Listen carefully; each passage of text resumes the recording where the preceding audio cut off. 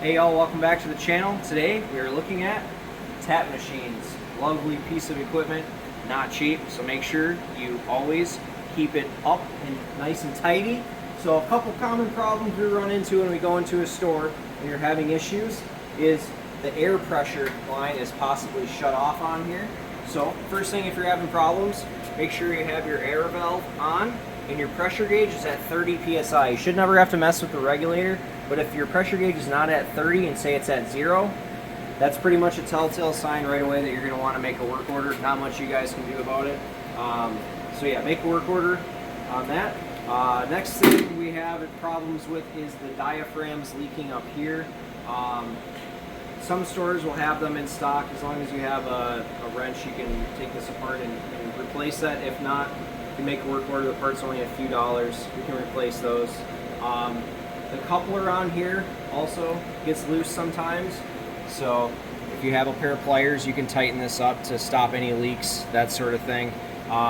We also would like you guys to dump a fair amount of water down the drains, or at least when you run your cleaning cycles on here, run a lot of water through the drains, because we do get a lot of gummy, nasty snake stuff.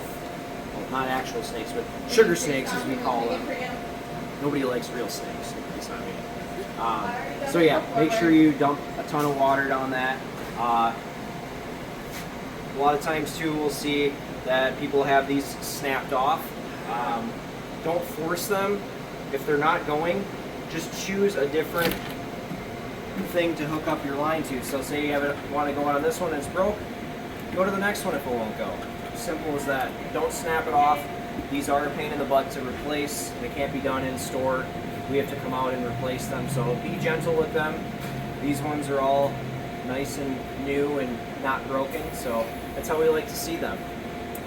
Also, make sure you are running your cleaning solution through there. How often do you run that, Haley? Once a week. Once a week. They do it in the Dells, and we rarely ever have to service their tap machine. So that's a good game plan to go with, is once a week on that. If you don't have the cleaning solution, I believe you can order that off DCP, right? Yep, so you can order that. It's just the sanitizer, the powdered sanitizer. Yep, it's a powdered sanitizer, so you can order that up and it'll help keep your lines clean. Alright, so one other thing that I'd like to have you guys do is, especially if you're having flow problems, I would like you guys to check these filters here, especially on your cold brew. They do get full of coffee grounds. These unthread, and there's a little filter in there with an O-ring.